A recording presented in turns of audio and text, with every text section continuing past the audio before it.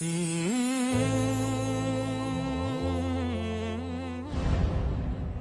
it funny how people think that just because you're wearing a hijab that you're oppressed? Some people think that just because your hands and face are showing, that you're oppressed. Really? I used to work in an office environment where we had to wear a shirt and tie to work. That was oppression. Muslim women wear hijab in society because they can. No. You force them to wear it. Who, me? I thought this was a free country. The hijab forces a man to look at a woman as a person and not an object. What if no one marry her? Sisters, if a guy doesn't marry you because you cover, drop him like a bad habit because he ain't worth it. Compare a nun to a hijabi, and you'll see they both cover practically the same body parts. Yet society labels the nun as the one who is practicing her religion and one who is pious, and the hijabi as one who is oppressed. Google the web. Search for Virgin Mary. Look at the images, the pictures that the Christians and Catholics think that the Virgin Mary looked like. Notice what she's wearing. Notice the body parts that she's covering. But no one views the Virgin Mary as being oppressed. Once again, the double standard. You see, a Muslim woman doesn't look at herself as being oppressed, but rather liberated. She compels others to judge her for her intelligence, honesty, personality, and kindness. But if you're halfway dressed, and guys are looking at you, they're not looking at your kindness. They're not looking at her kindness?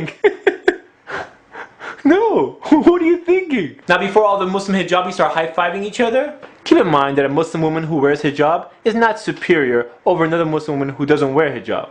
That's because only Allah subhanahu wa ta'ala knows why you wear hijab. There's some people who don't wear it for Allah subhanahu wa ta'ala, they just wear it for their parents or for their culture or following some type of ritual. Since only Allah subhanahu wa ta'ala knows why you wear it, He's the only one that knows what your real intention is. And may Allah reward the sisters who wear it for the right reasons. But if there's a bunch of hijabi sisters sitting around backbiting the one girl who's not wearing hijab, then they're just a bunch of sisters in hijabs sinning. Do you know what I'm saying? Do you know what I'm saying?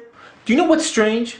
When you see a brand new Muslim convert wearing hijab properly, but then you see the Muslim girl who's grown up all her life being Muslim, wearing hijab, wearing it improperly. What's up with that? This is a common sight in many Islamic events. Unfortunately, a lot of hijab attempts are not hijab. But for one reason or another, no one says anything.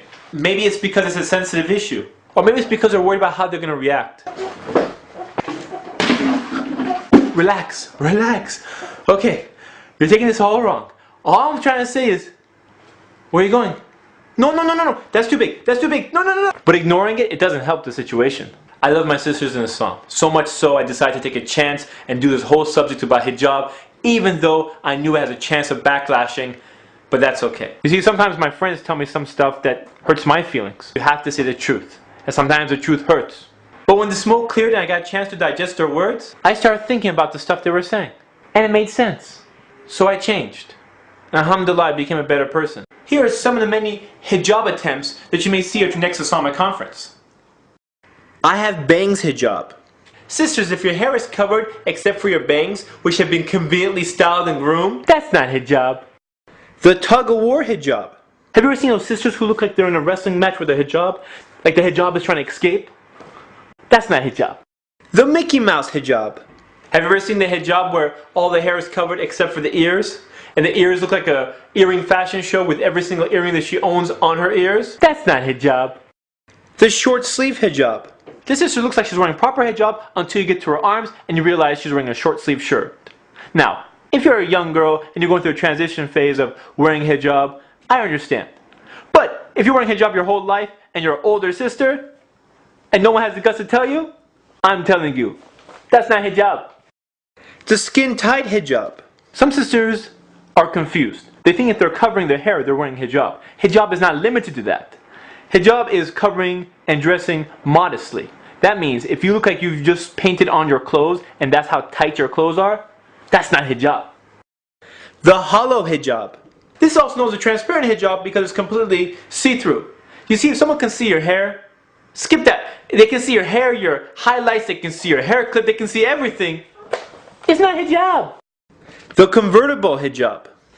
This is the hijab that goes up and down like a convertible car. Sometimes it's at the full hijab, sometimes it's at the I'm halfway there hijab, but unfortunately most of the time it's I'm laying on your shoulders and chilling until we enter the masjid, or someone recites a surah at a wedding. So if you're wearing hijab halfway, you're losing both ways. You have to deal with a society who's ignorant about it, and you can lose that on the reward if you're not wearing it properly.